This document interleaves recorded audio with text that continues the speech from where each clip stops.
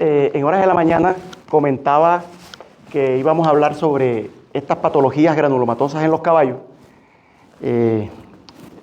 haciendo la aclaración de que la idea con este ejercicio que hicimos, una investigación de alrededor de 15 años, trabajando con problemas dermatológicos crónicos en caballos, la hicimos en las condiciones en que los animales se encuentran.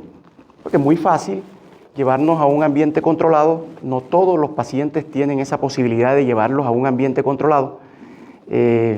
Lo ideal es que tengan un área estéril, un área donde no se contaminen con otro objeto, con otros caballos, con otros animales. Y dos cosas importantes: trabajamos en campo, en terreno, en sus condiciones, y esta investigación, a lo largo de tantos años trabajando, generó un conocimiento que no por ningún motivo va a obviar la evidencia. Eso sí quiero que quede claro. La medicina se funda en la evidencia. Sin embargo, y este ejercicio lo hice, voy a decirlo con mucho honor, con caballos pobres, caballos de trabajo, caballos de personas con muy escasos recursos, que hago brigadas de salud al año, hago muchas brigadas de salud en San Antero, que es conocida como la capital mundial del burro. O sea, tienen muchos asnales y ellos, cada familia tiene 2 o 3 asnales que son su medio de transporte o su medio de trabajo o su medio de carga. Inclusive hay una foto muy bonita que es el transporte de los niños al colegio, y el parque automotor del colegio es un estacionamiento de asnales. Entonces hacemos brigadas de salud, y en virtud a estos animales que no tienen, primero, no tienen cómo buscar un veterinario, y cuando tienen acceso a un veterinario no van a tener acceso a procesamiento de muestras en la mayoría de los casos, y en zonas donde no existe un centro de referencia cercano.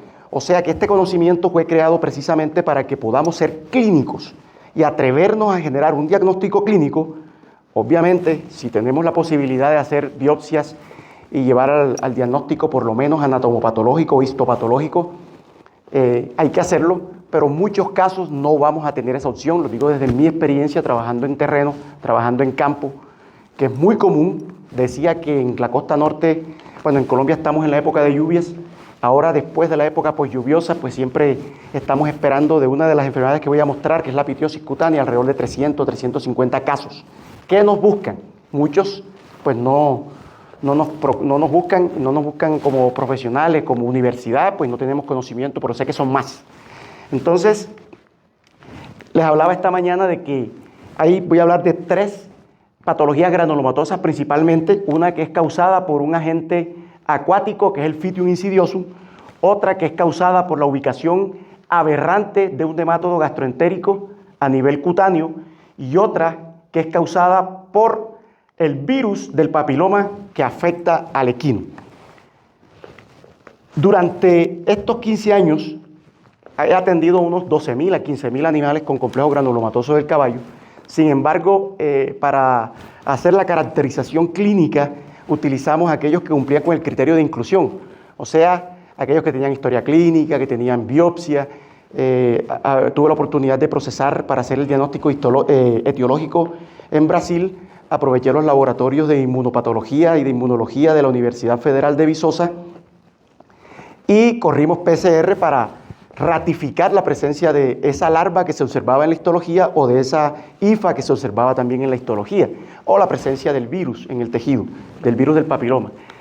Y encontramos una casuística de esa. El 99% de ese complejo granulomatoso está entre las 3 enfermedades que voy a hablar hoy, porque dentro de mi experiencia en 27 años en campo, solo he tenido criptococosis y esporotricosis, unos 5 casos, y de granulomas piógenos por Staphylococcus aureus, 2 casos. Entonces, voy a referirme principalmente a esas 3 patologías principales, a lo que le he llamado el dilema diagnóstico, porque en realidad es un dilema. Cuando tenemos un caso granulomatoso en caballos al frente, estamos en un dilema. Tienen casi las mismas características. Sin embargo, cuando hacemos clínica de verdad, el examen clínico detallado, empezamos a ver diferencias que nos pueden orientar hacia qué camino escoger. Y en dermatología, otro aspecto, sobre todo en estas enfermedades de mucha importancia, es que a veces vemos una lesión muy pequeña y estos patógenos tienen exoantígenos que estimulan el sistema de defensa del caballo y va generando todo un proceso granulomatoso debajo. Y es muy común que vayamos a una finca y nos digan, como sucede con pequeños animales o animales de compañía también, que dicen, ayer estaba bien, no tenía nada. Bueno, aquí sí aplica eso. Me ha tocado defender a algunos trabajadores porque el propietario fue 8 días antes, no le informó, porque él se confió que vio una lesión muy pequeña y 3 o 4 días después está 10 veces mayor, porque estaba creciendo por debajo y eso se descama por completo o se pierde la piel por completo y se ve un cráter que, por ejemplo, aquí lo hice a propósito, fui a ver ese caballo por las características clínico-epidemiológicas, era un caballo que estaba estabulado en pesebrera, lo más probable es que de ese complejo tuviese abronemosis cutánea y lo dejé y en 3 días ya estaba de esa forma, solo en 3 días. Si espero 8 días va a tener más o menos 10 veces el tamaño inicial. Y así sucede. Le hago el seguimiento, a veces pareciera que no fuera ético, pero cuando estamos haciendo investigación y cuando queremos sensibilizar, toca dejar hacer los animales, dejar que sucedan estas cosas para tener evidencia y poder enseñar. Este caso me lo mostraron de esta forma, les dije, necesito supervisarlo, no me prestaron atención, así me mandaron a los 8 días, así estaba, le hicieron algo, pero siguió con el cráter y vean cómo empeoró cuando ya decidieron buscar al médico veterinario. Y eso es muy común que suceda. Entonces voy a hablar desde el punto de vista etiológico, cada enfermedad voy a hablar de su etiología, su caracterización clínica, su método diagnóstico y la estrategia terapéutica que estamos nosotros utilizando en terreno, en las condiciones del animal, para poder llegar hasta la resolución completa del problema. Antes de empezar, cabe aclarar lo que dije esta mañana, me voy a ratificar, el caballo, a diferencia de otras especies, nosotros tenemos que conocer cómo es el proceso de cicatrización de una herida en el caballo.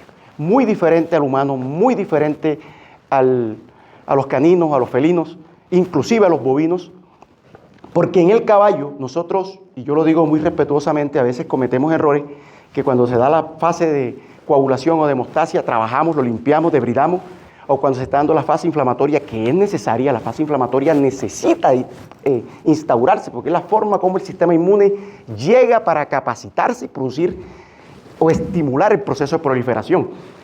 En los caballos, cuando estimulamos el proceso de reparación, lastimosamente estamos estimulando el proceso de queloide, porque se está formando exageradamente un tejido de granulación y la contracción es mucho más rápida y queda un tejido exuberante o de granulación exuberante que lo vamos a llamar como queloide cicatrizal. Entonces, los caballos hay que saber en qué etapa es que nosotros vamos a trabajar estos animales. Ahora voy a mostrar unos casos. Lastimosamente, la mayoría de las veces es muy poco la consulta cuando un animal se lesiona inicialmente y nos buscan a nosotros como veterinarios. He tenido pocos casos porque tuve la oportunidad de ser veterinario de una feria 5 años, 5 veces, en una feria ganadera en Montería, y la lesión ocurría y nos buscaban. Sin embargo, ya esa lesión no era estéril, era una lesión contaminada porque el animal se producía la solución de continuidad con objetos cortopunzantes que se encontraban en el ambiente y que estaban contaminados. Pero se hace un manejo diferente. Pero esto que estoy mostrando, que voy a trabajar, o que les voy a mostrar, son lesiones crónicas, lesiones que tienen un componente exuberante, granulomatoso, en forma de cráter, por mucho tiempo, y que la formación de queloide aquí ya no va porque el agente patógeno está persistente. Y estos 3 agentes que voy a mostrar tienen exoantígenos que estimulan constantemente el sistema de defensa, y ese sistema de defensa llega al tejido, estimula la síntesis de fibroblastos, los fibroblastos empiezan a producir colágeno, pero no se da el proceso de degradación de la matriz extracelular para que se deposite el nuevo colágeno, o sea que el proceso de reparación no se da y empieza a formarse el tejido granulomatoso. Entonces voy a hablar de una en una, cómo se caracteriza, qué lo causa, cómo se caracteriza clínicamente, cómo se llega al diagnóstico etiológico y al diagnóstico anatomopatológico e histopatológico y cuál es la estrategia terapéutica que estamos utilizando en este tipo de animales. Entonces, la pitiosis cutánea es causada por un agente que hace muchos años se pensaba que era un hongo, porque pensaban que era de la familia de los ficomicetos, Rhizopus, Absidia, Entomófora coronata. Posteriormente se demostró por métodos moleculares que no pertenece a los hongos, sino a los oomicetos. Está muy lejano de los hongos, más cercano a las algas. Este agente es acuático, necesita ciertas condiciones para capacitarse en el ambiente y genera unas características granulomatosas. Ahora las voy a mencionar cuáles son las características. Se ha reportado en caballos, en caninos, aunque en los caninos los reportes que existen no son cutáneos, son digestivos de estos perros de muchas fincas donde hay casos de epitiosis que lamen esa herida o que consumen un material que es secretado de esa lesión que se llama Conkers, que es el mecanismo cómo se va replicando en el ambiente el Phytium. Y si ese canino tiene una lesión digestiva, se va a capacitar y se forman granulomas digestivos, que los han inclusive reportado como carcinomas, y en realidad son granulomas o micóticos o por pitiosis. También lo hemos reportado en bovinos. Los primeros reportes en Colombia los hicimos nosotros desde la Universidad de Córdoba. Muchos casos en bovinos en forma inclusive de brotes en aquellas zonas donde están los factores de riesgo, los cuales voy a mencionar ahora. Son muchísimos. En mestizos, sean asnales, sean mulares o burdéganos o machorromos. En asnales es bastante común, pero la mayor frecuencia de presentación la tenemos en caballos, principalmente caballos de trabajo, porque el caballo de trabajo es el que está expuesto a los factores de riesgo. Los caballos de pesebrera, la probabilidad de que le dé pitiosis es cero, porque nunca van a estar en contacto con aguas contaminadas, así tengan la herida presente. Inclusive se han hecho reportes dermatológicos en humanos. Yo tuve un caso, y eso no lo voy a comentar mucho, pero tuve un caso de pitiosis en un niño en una finca que fui y tenía más o menos esas características y estaba programado para ser amputado. Hasta ahí voy a comentar.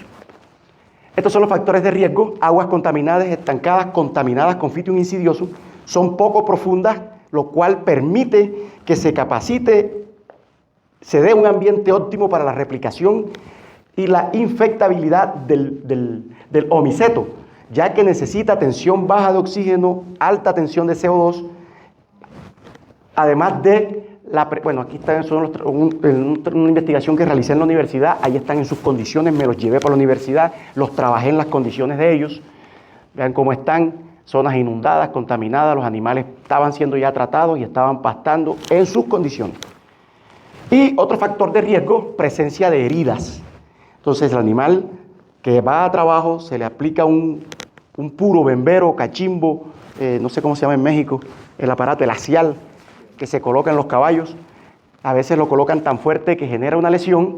Esa lesión está ahí presente, o cuando colocan la suelta, los que realizan reproducción. Yo a mis estudiantes se los aclaro constantemente: cuando vayan a hacer reproducción o vayan a trabajar clínica, adquieran sus herramientas de trabajo, sondas, sueltas, todos sus materiales, porque utilizar cualquier soga va a generar una fricción con una lesión y después estos animales los liberan a potrero, van a beber agua y tienen contacto con esas aguas contaminadas con Phytium insidioso y se capacitan. Y es por eso que los sitios de ubicación de estas lesiones se dan en aquellas áreas de contacto con el agua contaminada.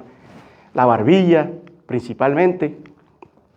En la boca, este caso fue interesantísimo, por una lesión a nivel ocular. Este va a ser el primer reporte de pitiosis ocular en equinos que existe en el mundo, porque los pitiosis oculares que están reportadas son principalmente en humanos. Pero ¿cómo llegó este caso? Fue la pregunta: ¿cómo llegó este Phytium insidiosum a nivel ocular? Pues programamos otra visita y fuimos, ahí está la secreción, ahora vamos a ver las características: fibrinosa sanguinolenta profusa. Hicimos endoscopia y encontramos que tenía una rinopitiosis. Precisamente por el conducto nasogenital es lo más probable que haya llegado a la conjuntiva y que pudo tener alguna lesión y se capacitó ese Phytium insidioso. A nivel vulvar, de abdomen, es bastante común.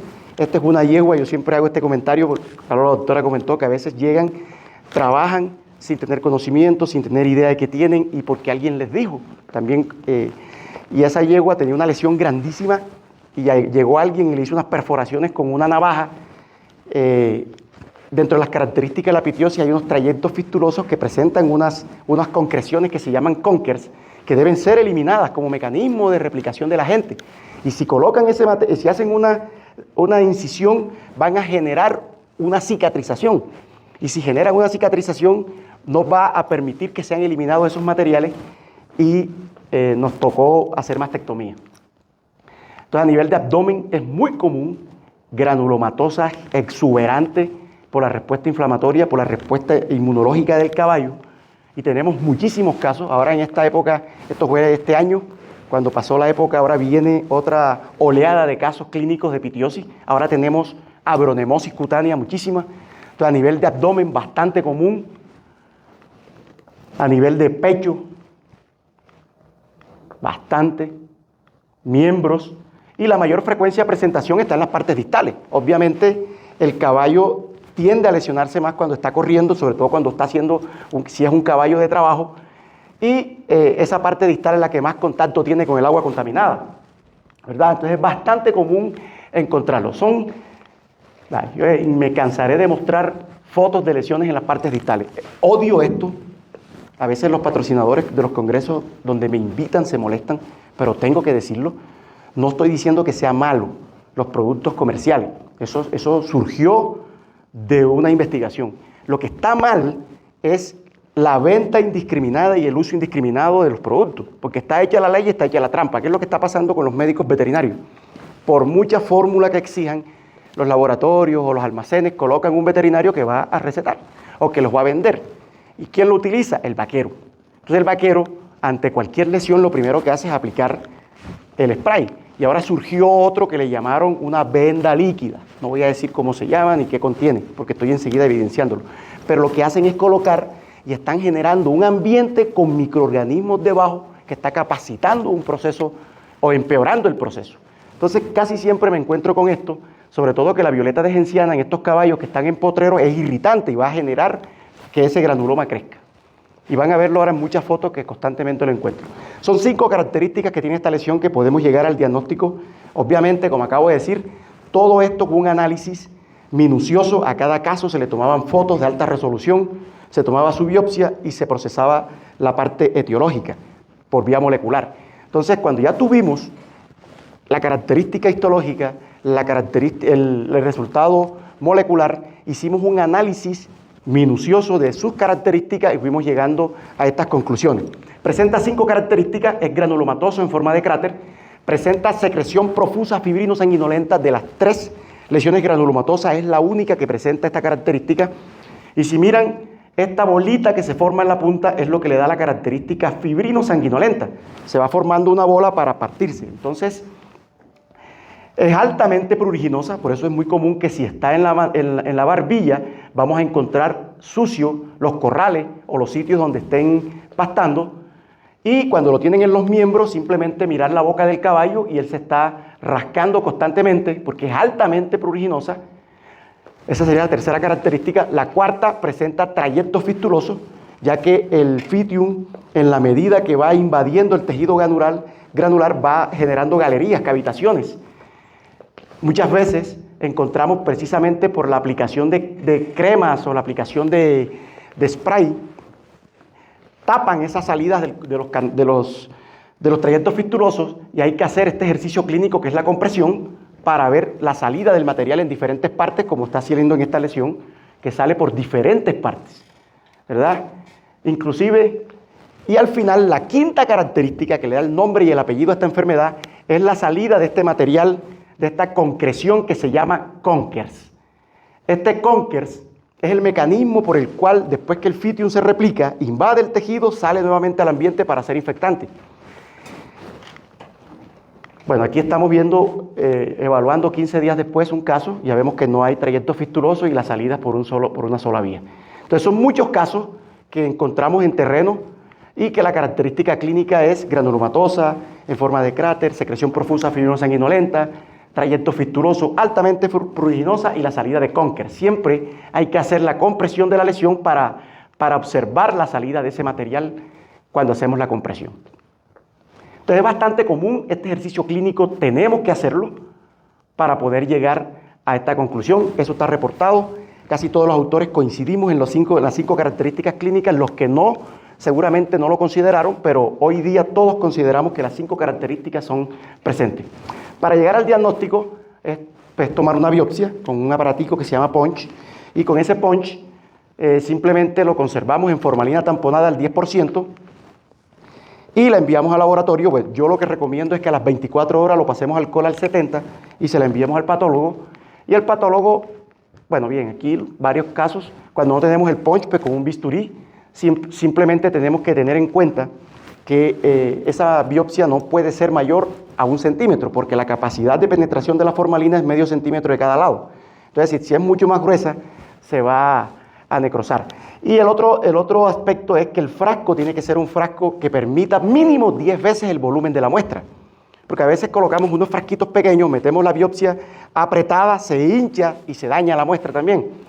Bueno, esto lo coloco simplemente para recordar, porque yo no estoy de acuerdo con esto. Yo soy amigo de todos los patólogos y ellos exigen que le digamos el diagnóstico presuntivo. Y yo difiero 100% de ellos. No tienen por qué predisponerse, ellos tienen que decir qué están viendo, qué ven en la biopsia. Si están viendo 5 elefantes, 4 cucarachas y una jirafa, eso es lo que tienen que describir, independiente de lo que yo diga. Entonces, pero ellos lo piden. Entonces, a veces coloco cualquier diagnóstico. No es para enredarlos, pero en realidad creo que no debería llenarse, aunque ellos tienen un protocolo, pero es una discusión que tengo con ellos siempre. Y en la histología lo que va a decir es simple: una severa dermatitis piogranulomatosa por la cantidad y los acúmulos de polimorfos nucleares, multifocal y difusa. Y algo interesante, que es lo que muestra esta patología, es este fenómeno. Lastimosamente por la luz no se ve bien, pero si ven hay un área rosadita en el centro con algo más pigmentado alrededor. Ese fenómeno se llama fenómeno de Splendor-Hopley. Es el mecanismo defensivo que utiliza el Phytium insidiosum para escapar al sistema inmune. Por la vía que utiliza, que medio la mencioné esta mañana, él estimula la síntesis exagerada de eosinófilos que protegen la hifa, forman como una especie de cascarón alrededor y no permiten que el resto de células del sistema inmune, neutrófilos y macrófagos, la destruyan. Y esa es clave para la terapéutica que voy a mencionar ahora. Igual, a veces encontramos microconkers y algunas contaminaciones bacterianas. Y la coloración que me muestra y que es fácil acceso en la histología es una coloración que se llama plata metanamina de Grocott. Aquí se ven las hifas de color café oscuro, ramificadas, parcialmente septadas, entre 2 y 6 micrómetros de grosor. Esta es la coloración especial. Yo en mi doctorado hice una tinción, una modificación. Fue accidental, pero después la terminé haciéndolo porque tenía que colocarlo en el verde y lo coloqué fue en hematoxilina. Y surgió y quedó bonita. Entonces, a partir de ahí la empezamos a hacer. Entonces ahora se llama coloración de Grocott modificada con hematoxilina. Y miren este Conkers, cómo está lleno de hifas. Este es el mecanismo, cómo esa hifa, esa Phytium vuelve al ambiente para ser infectante. El manejo médico, muchos casos reportados sin éxito, y eso tiene una explicación. Casi todas las investigaciones las están haciendo utilizando antifúngicos, antimicóticos, y el Phytium no tiene quitina ni tiene ergosterol. Entonces, ¿cómo actúa? No tiene sitio albo de acción, por tal motivo no muestra ningún resultado favorable. Obviamente aquellos donde fue hecho con excisión quirúrgica, donde se podía hacer, tuvo éxito, en ninguno de los demás. Pero yo pregunto, en estos casos donde no se puede hacer la cirugía, ¿cómo hacemos? 70 centímetros de diámetro y en un miembro. Todos sabemos que amputar un caballo es prolongar su sufrimiento, porque el caballo, dentro de su estructura del pie, dentro del casco, él tiene un sistema fibroelástico y un sistema podotroclear que regula las fuerzas de choque. Por mucha prótesis que le coloquen a un caballo, va a sufrir de la espalda o de la cadera. Entonces, es prolongar el sufrimiento. Y a raíz de esta situación también surge tratar médicamente este tipo de complejo granulomatoso, porque no todos son manejados quirúrgicamente. Entonces empezamos a trabajar utilizando inmunomoduladores, uno de ellos la acetonida de triancinolona.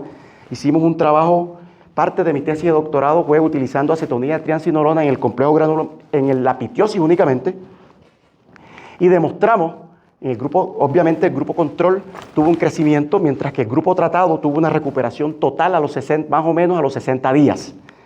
Ahora voy a mostrar la histología que sucedió. Y vean cómo fue mejorando en sus condiciones, expuesto al ambiente, en la humedad, permitiendo que el mismo sistema inmune destruya la hifa. ¿Qué es lo que hace la triancinolona? Bloquea la síntesis de eosinófilos y permite que el resto de células de defensa, neutrófilos y macrófagos, la destruyan. Entonces, y permite que se dé el proceso de reparación adecuado. Este es otro caso, son muchos los casos que utilizamos en esto, pero como la ciencia avanza y nosotros tenemos que estar actualizando, encontré algunas investigaciones que no son nuevas.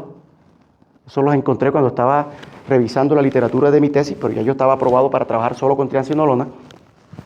Muchos casos donde in vitro el Fitium insidiosum es susceptible a tetraciclinas, macrólidos, y empezamos a analizar, que hay otros, muchos casos, muchos reportes in vitro, pero existe un concepto que es la perspectiva terapéutica y la inferencia clínica. Es el mismo concepto que se utiliza cuando se hace un antibiograma, porque alguien me dijo, ¿por qué eso no está probado en vivo? Claro, un antibiograma tampoco. Tú tomas una muestra, la colocas ahí, crece y le colocas el antibiótico encima. Nada garantiza que el antibiótico va a llegar a esa lesión, porque las condiciones del paciente, metabólico, hidratación, digestiva, si es la vía digestiva, hemodinámica, la condición física de la lesión, la condición de pH de la lesión, nada me garantiza eso. Entonces, se aplica el concepto de inferencia clínica y perspectiva terapéutica, y basado en eso, y como tenemos la casuística, la pasamos por el comité de ética en animales naturalmente infectados, entre otras cosas. En mi doctorado intenté replicar la enfermedad y no fui capaz. O sea, necesita las condiciones ambientales. Y en animales naturalmente infectados empezamos a hacer una primera investigación.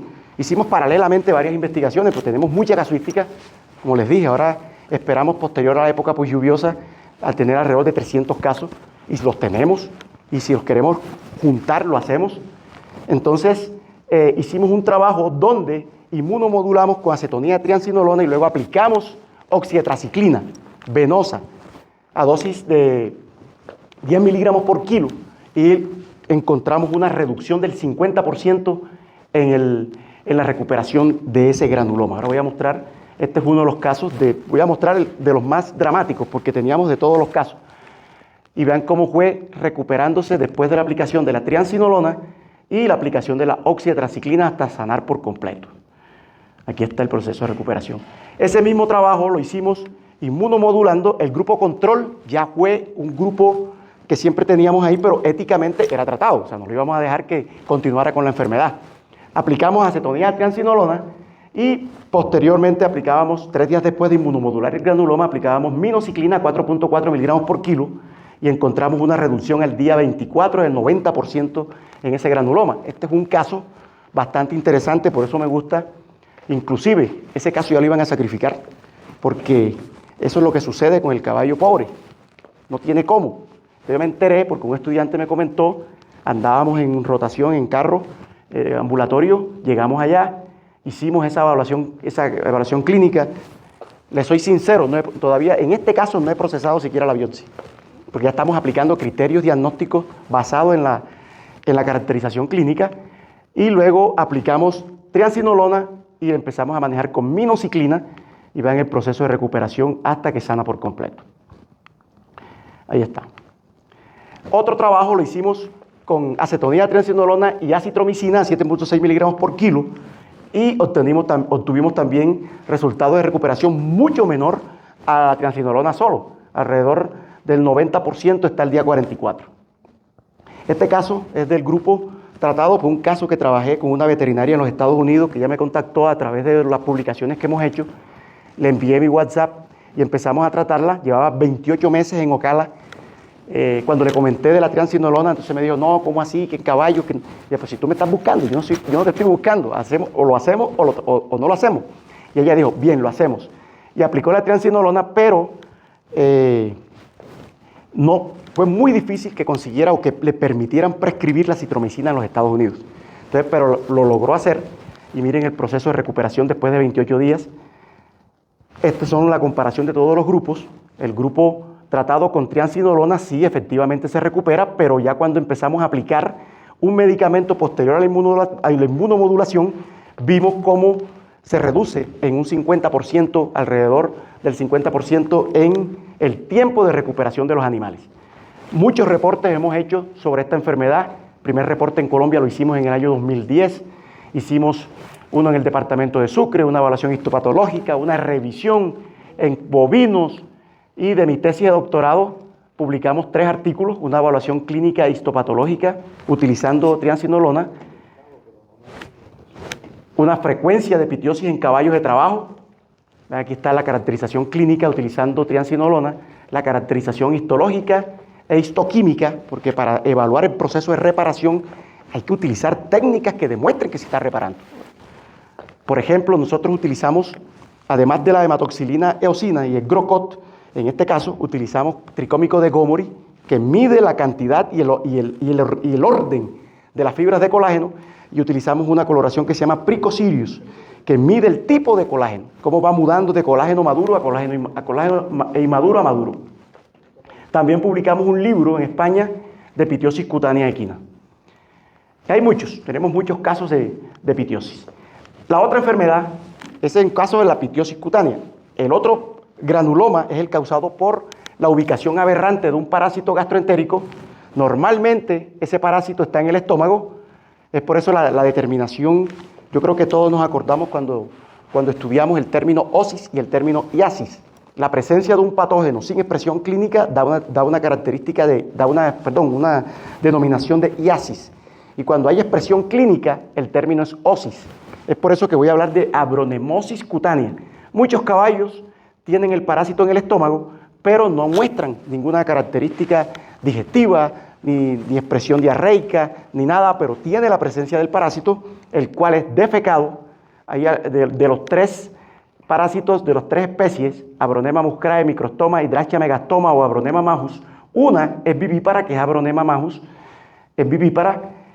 Cuando están las materias fecales, la mosca deposita el huevo eclosiona, el embrión se hace larva, la larva deglute los huevos y esa larva se hace mosca, llevando consigo parásitos que cumplen un estadio de larva 1 a larva 3, por eso es un vector biológico, porque parte del ciclo evolutivo de ese parásito se da en el vector. Es necesario el vector para que se dé o se capacite esta enfermedad. Y esa mosca normalmente llega a la boca, rapta el parásito, es deglutido y vuelve al estómago. Pero si esa mosca es atraída por el olor de una herida, ella se va a esa herida y el parásito se baja y empieza a raptar en la herida y empieza a estimular un granuloma, porque él también, así como lo tiene Phytium, tiene exoantígenos cuticulares que estimulan el sistema de defensa del caballo. Y esto es lo que sucede, cómo van avanzando en forma de cráter. Sin embargo, la característica clínica acá es diferente, es una lesión completamente seca y clínicamente uno puede diferenciarlo de otras patologías porque es una lesión rugosa, porque tiene microgranulomas dentro del gran granuloma, porque nada impide que otras moscas lleven más parásitos y cada larva va a generar su propio granuloma. Ustedes miren aquí la gran cantidad de microgranulomas que hay, lo que asumo corresponden a estados o granulomas por cada estado larvario que está llegando por estas moscas que van llegando nuevamente. Y uno puede saber de todos esos microgranulomas cuáles son los más crónicos y cuáles son los más activos, porque están eritematosos, sangrantes, pruriginosos. Y esto es clave cuando vayamos a tomar la biopsia. Clínicamente hay que hacer compresión para descartar la presencia de epitiosis, aunque por epidemiología, si el caballo es de pesebrera, la probabilidad de que sea epitiosis es 0, pero si es un caballo de vaquería también o caballo de trabajo, le puede dar abronemosis, pitiosis. No quiere decir que al caballo de pesebrera le dé pitiosis. Se presenta a nivel de cara, pene, obviamente en caballos enteros, miembros, donde exista la probabilidad de producirse una lesión. Cuando uno hace un demograma de estas patologías, la cabeza es fundamental y los miembros. ¿Verdad? Muy común a nivel de cresta facial, bastante común, lesiones a nivel, seguramente fue un axial que le colocaron, dejaron la herida, llegó una mosca, colocó el parásito y se capacitó una abronemosis. Bastante común encontrar abronemosis conjuntival, aquí se ve los microgranulomas. Muchas veces los veterinarios pues no hacemos examen clínico. Yo siempre les digo, el examen clínico general no es negociable, independiente si tengo una lesión dermatológica, hay que hacer examen clínico general, pues yo tengo que establecer el estado cardiovascular del paciente, el estado respiratorio, el estado locomotor, el valor de la boca como factor de riesgo para la presentación de crisis abdominales. Entonces el examen clínico hay que hacerlo completo. Entonces muchas veces ven es que un caballo tiene un proceso inflamatorio, no lo evalúan y le mandan colirios que tienen de todo, pero no tienen un antiparasitario. Y la única forma de controlar esta abronemosis parasitaria conjuntival, es a través de un antiparasitario. Ustedes ven aquí, son muchos, es bastante frecuente encontrar estos granulomas secos en forma de cráter con bordes elevados. Bueno, dependiendo del área, puede ser más exofíticos que otros. Cuando hablamos de exofíticos, hace referencia a un crecimiento hacia afuera de la lesión, como en este caso, por estar ubicado a nivel de menudillo, a nivel de la parte posterior del casco, ¿verdad? Es más exofítico. En otras partes permite esa formación de cráter, y miren la presencia de los microgranulomas, ¿verdad? Que corresponden a estados larvarios diferentes, a diferentes estados. Se presenta en forma de brotes, claro, los factores de riesgo están presentes, animales que no son desparasitados. Lastimosamente los criaderos en Córdoba, voy a hablar de Córdoba, no sé, y pienso que en la mayoría del país y de los países existen varios propietarios y cada quien desparasita su caballo con lo que quiere, cuando quiere. Entonces siempre vamos a mantener el ciclo del parásito dentro del criadero, y es por eso que cuando existen lesiones y si está presente el parásito, ya está el primer factor de riesgo, y la otra, la presencia del vector, que es la mosca. Entonces a veces hacen un mal manejo de los empupaderos, aumenta la población de mosca, hay lesiones, hay parásitos y se capacitan estos granulomas. Vean la gran cantidad de granulomas. Este es a nivel de pene, a nivel de meato urinario, bastante común a nivel de prepucio. Donde existan lesiones en los anales, pues tienen una parte de los aperos de los anales, eso se le llama gurupera, le llaman allá. Eso produce una lesión y también capacita el abronema.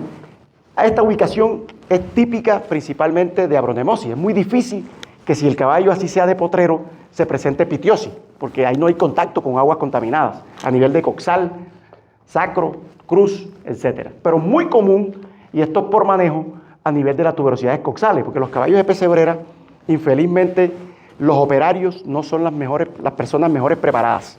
Generalmente, y eso lo digo siempre delante de los mismos productores, contratan para manejar su inversión. A veces tienen caballos muy costosos, y quien maneja los caballos es una persona que no ha estudiado, una persona analfabeta, que no tiene conciencia de la importancia de cuidar esos animales. Entonces muchas veces cuando los están sacando de la pesebrera, giran y él se roza con la puerta, y es por eso que aumenta la frecuencia de abronemosis a nivel de las tuberosidades coxales.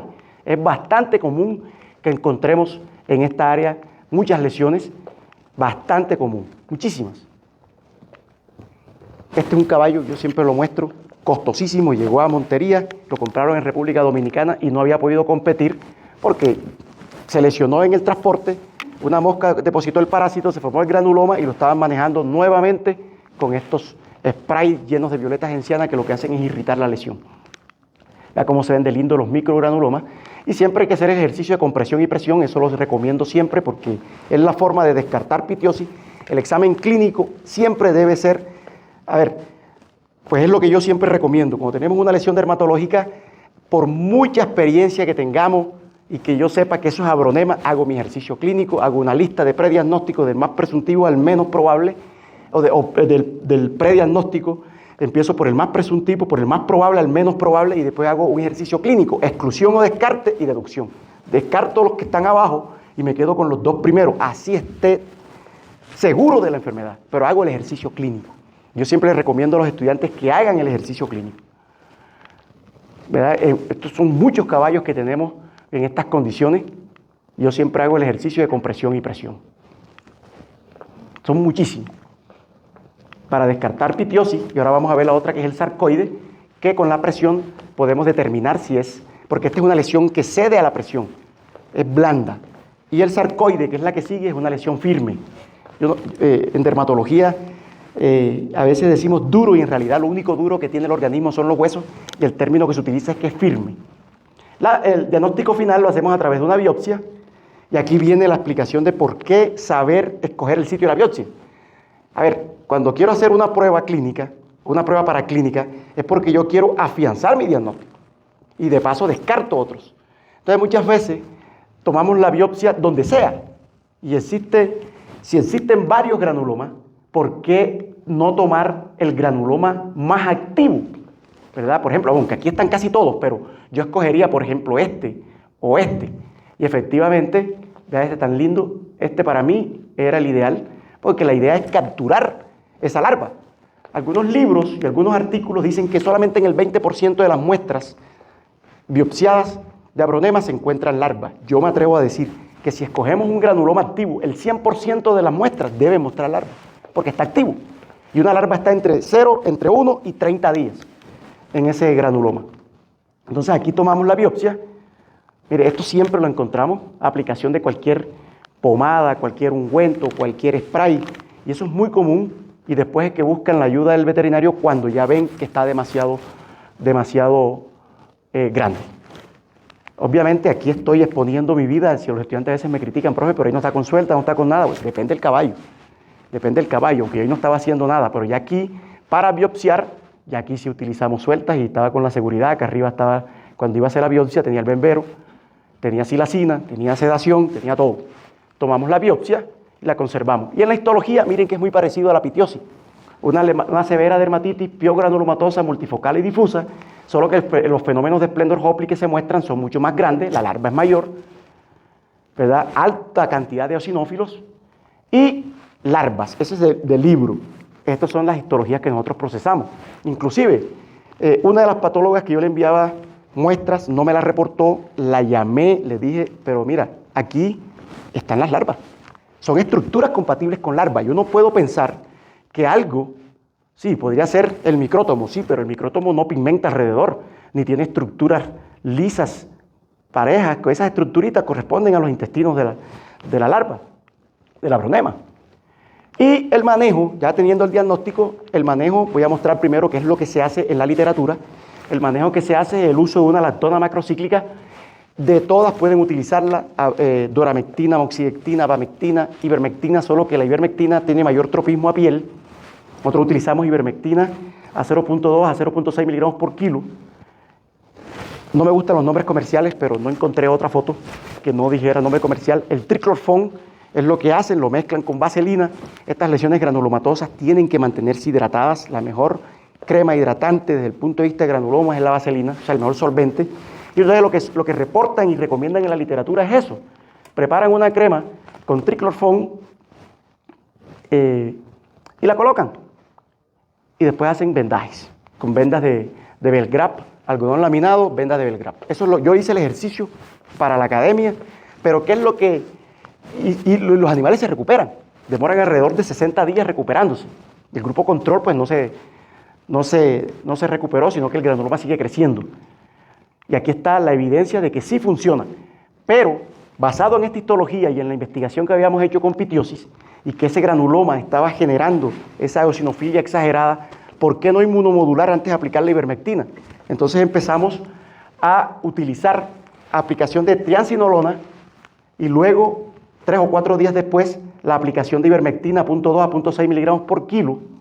Y miren la recuperación que estuvo alrededor de una recuperación alrededor del 50% de recuperación, porque el granuloma al inmunomodular deja expuesta a la larva y actúa la ivermectina. ¿Y por qué cada 8 días? Porque van a seguir larvas, van a seguir moscas llevando larvas al granuloma. A veces suspendemos la ivermectina y se empiezan a capacitar otros microgranulomas y quedamos mal ante el propietario porque da una mejoría y después empeora. Esa triancinolona la podemos aplicar sea parenteral o sea intralesional. Yo siempre, dependiendo del granuloma, la aplico en terreno, ahí estoy en campo, la aplico en el mismo granuloma y luego aplico la ivermectina. Entonces, miren, es de esta simple o muy leve cómo mejora. Ahora otras mucho mayores, después de la inmunomodulación y la aplicación de ivermectina y una crema que ya no estamos aplicando esa crema, ahora es otra crema basada en la inmunología y en la experiencia que estamos teniendo. Estamos utilizando una crema con unos componentes específicos para ese proceso fisiopatológico. Vean cómo mejora. Aquí, por ejemplo, fue un caballo que estábamos tratando y ellos prepararon una crema de ese triclorfón con agua. El agua se secó, la crema se secó, produjo una costra y esa costra se mueve y genera prurito y el caballo empeoró, ¿verdad? Estaba así y entonces nos tocó comenzar a trabajarlo hasta que recuperó por completo. Y así son todos, utilizando este protocolo de triancinolona y luego la aplicación de ivermectina. Nuevamente, lesiones donde están utilizando violeta de genciana, donde están utilizando estos sprays que no estoy de acuerdo, lo repito, aquí aplicamos triamcinolona, ivermectina y una crema que es la que estamos utilizando, que se llama Cardoder. Bueno, yo le he llamado Cardoder. Este granuloma, por ejemplo, en ambos lados, vean esta cara completamente llena de ese granuloma. Hicimos el ejercicio clínico con presión y presión, tomamos la biopsia y luego comenzamos el tratamiento. Ese mismo día le colocamos la triamcinolona, la ivermectina y empezamos a utilizar una preparación magistral que la hacemos nosotros. Lleva años de investigación, ensayo y error. Reconozco que la primera vez que la preparamos, el animal al que se la apliqué se le aumentó, me asusté, me van a matar. Empezamos a modificar las concentraciones y llegamos a un punto donde está funcionando. Utilizamos una crema que tiene un medicamento que es inmunomodulador, que es la triamcinolona, un medicamento que es un difusor, que es el dimetilsulfóxido, utilizamos óxido de zinc, utilizamos azufre, lidocaína y un antimicrobiano para contaminaciones secundarias. Y miren la respuesta, esta es la crema, pues yo hice mi logo y lo coloco porque la hago magistralmente. Y son muchos los casos que han mejorado, ayuda muchísimo ahora en el país.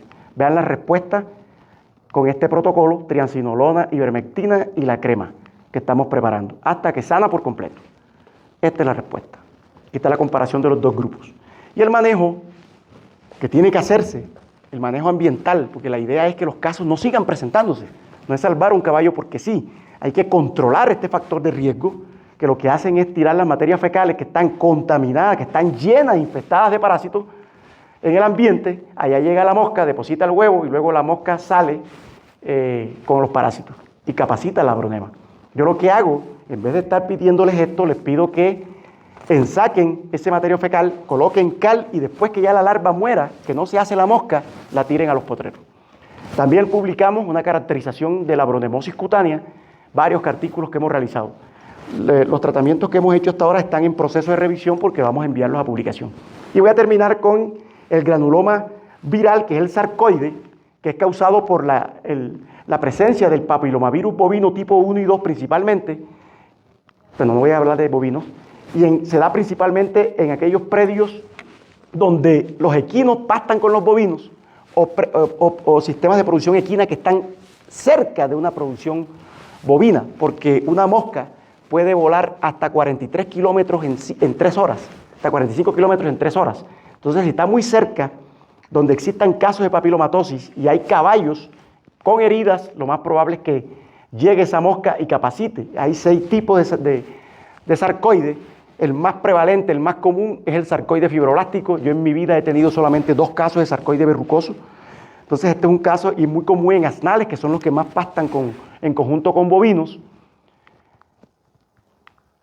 Y la característica clínica es bastante interesante, es una lesión firme, es exofítica, es firme, es lisa. Ahora vamos a ver por qué en la histología es lisa. Ese brillo no es casualidad. Ese brillo no es casualidad ni es efecto del flash.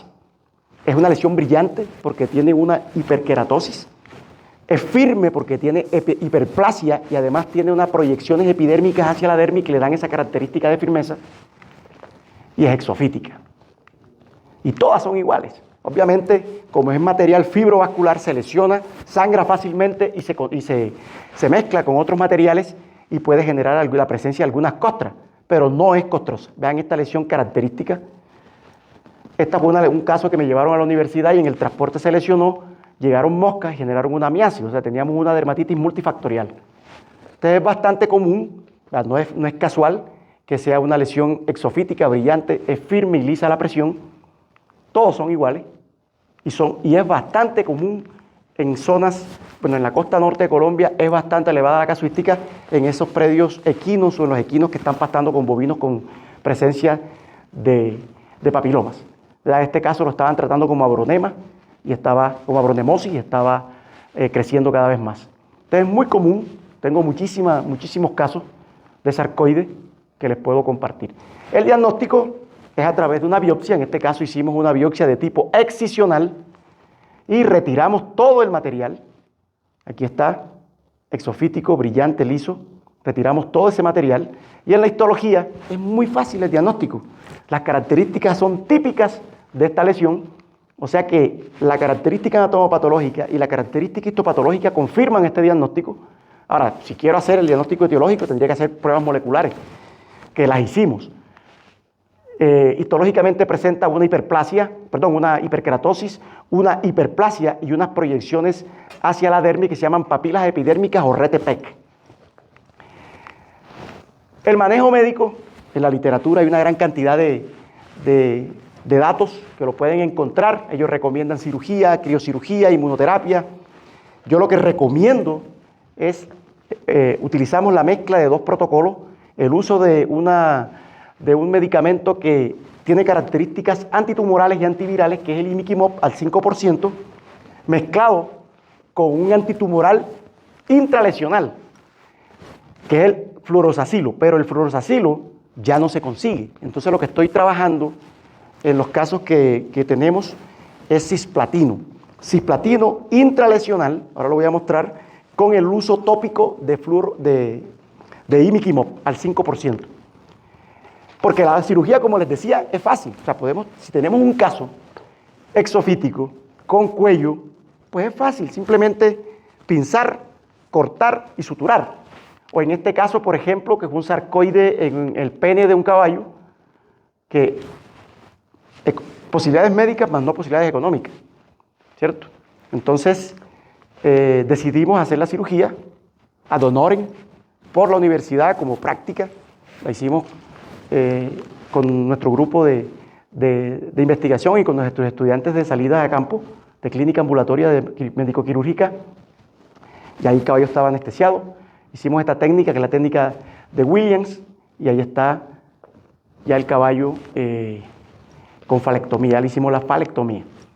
Pero el manejo médico que recomendamos en aquellos casos de sarcoide, que es tipo 3 infiltrativo, o sésil, que no tiene cuello, hacemos un manejo, una terapia multimodal, donde vamos a utilizar cisplatino intralesional y la aplicación tópica de un medicamento que se llama imiquimod. Entonces, vean cómo fue recuperando, demora mucho más tiempo. Aquí demoramos casi 3 meses con algunos casos. Por ejemplo, este caso tenía 30 meses. 30 meses cuando nos buscaron. Y miren que ya lo habían hasta quemado. Y le habían aplicado supuestamente ivermectina, o sea que pensaban que era bronema, le habían aplicado triancinolona pensando que era pitiosis. Total, le tomamos la biopsia y en la histología no se observa tan de libro porque había sido quemado. Entonces no se ve la hiperkeratosis, la hiperplasia se ve difusa, pero se ven las proyecciones, la parte infiltrativa hacia los músculos. Entonces utilizamos el manejo médico, lo hacemos con cisplatino y con imiquimod. Voy a mostrar un caso, que es lo que siempre comento en las exposiciones. Ese caso, después de 28 meses, era 28 meses que tenía, fuimos, yo le hago con el punch, retiro 9, dependiendo del tamaño del tumor. En este caso retiré con el punch 9 pedacitos. Esos pedacitos ahora les voy a comentar qué hacemos con él. Yo mapeo completamente el sarcoide y le aplico el cisplatino. Porque me dicen a veces, ¿por qué no utiliza la misma aguja? Puedo hacerlo, pero pierdo, de pronto dejo algún espacio, entonces puedo dejar un espacio sin tratamiento. Entonces lo mapeo de tal manera que pueda aplicar en todo el tejido, todo el tejido fibrovascular el cisplatino, y después aplico el imiquimod. Y el imiquimod se aplica suavemente, y la ventaja del sacabocado que hicimos es que permite que también metamos imiquimod al tejido granular. Y esos pedacitos que saqué, vamos a hacer una especie de autoinjertos. Se colocan en nitrógeno líquido por 5 minutos y luego se hacen unas incisiones en la crin. Son pequeñitas, ¿eh? Aquí en la foto se ven grandes, pero son incisiones de medio centímetro. Con la tijera hacemos un saquito y colocamos el tejido debajo de la piel y va a actuar como una especie de autoinjerto. Y vean la respuesta. El cisplatino lo vamos a aplicar cada 21 días, el imiquimod día por medio hasta que cierre por completo. Y vean cómo va mejorando hasta que sana por completo. Sin duda alguna, los animales pierden condición corporal, porque el cisplatino, así lo apliquemos intratumoral, parte se va a absorber. Y esas quimioterapias, pues recuerden que actúan sobre células de rápido crecimiento y van a generar cierto grado de anemia en los caballos. Entonces van a perder condición, por eso hay que colocarlos a pastar bien, mejorarles un poco la nutrición, Hay que trabajarlos, como dijo la doctora, holísticamente, en todos los sentidos. Ahí está la comparación, el antes y el después. Aquí también lo publicamos, la caracterización clínica del sarcoide fibroblástico. Y finalmente, todo este trabajo generó unos criterios a los que yo le llamé los criterios de Cardona, que son unos criterios diagnósticos. No es que obviemos la biopsia, no es que obviemos la evidencia, pero van a haber momentos donde tenemos que apelar a la clínica. No vamos a dejar morir a un paciente teniendo un conocimiento clínico. Entonces, analizando factores de riesgo, muy importantes, ya yo no hablo de, a mí no me gusta hablar en clínica, en mi materia, pues de clínica de ambulatoria de grandes animales, yo no hablo de diagnóstico clínico, siempre hablo de diagnóstico clínico epidemiológico, como debe ser. Hay que ver qué factores de riesgo está sometido el paciente, si es un paciente expuesto a potrero, expuesto a aguas contaminadas, o un paciente en pesebrera que nunca va a tener contacto, si es un paciente, bueno, cómo es el manejo de ese predio en caso de que sea estabulado, si el manejo de las excretas, el manejo de los vectores es inadecuado, o si están pastando con otras especies. Son muy importantes los factores de riesgo y empezamos siempre con la característica, todas son granulomatosas en forma de cráter, pero una de ellas presenta secreción profusa fibrosanguinolenta, las otras dos son secas, la otra tiene salida material y la otra no. Una es blanda, de las dos que son secas, no tiene material, una es blanda a la presión y rugosa, la otra es firme y lisa. Miren cómo vamos diferenciando clínicamente estas lesiones granulomatosas. Obviamente, si tenemos acceso a la histología, pues vamos a tener ya una mayor conclusión porque nos está diciendo, estamos frente a un proceso piogranulomatoso multifocal y difuso con presencia de hifas o con presencia de larvas. O esta característica que sí es diciente de un sarcoide. Y es así como hacemos el criterio. A la inspección es una lesión ulcerativa, si hay presencia de prurito, si es una lesión húmeda. Y en la palpación, si hay salida de material, si hay presencia de trayecto fistuloso, si hay material como el cónquer, que solamente lo tiene la pitiosis, y si la consistencia es blanda o es firme, y ahí vamos afianzando. Yo siempre les digo, hagan este criterio, tabúlenlo y hacemos, ¿verdad? En este caso era la pitiosis, pero en los casos de abronema, granulomatosa, si es pruriginosa, el sarcoide no lo es, son secas, no hay salida material, no hay trayecto festuloso. Entonces, clínicamente sí podemos hacer uso de estos criterios.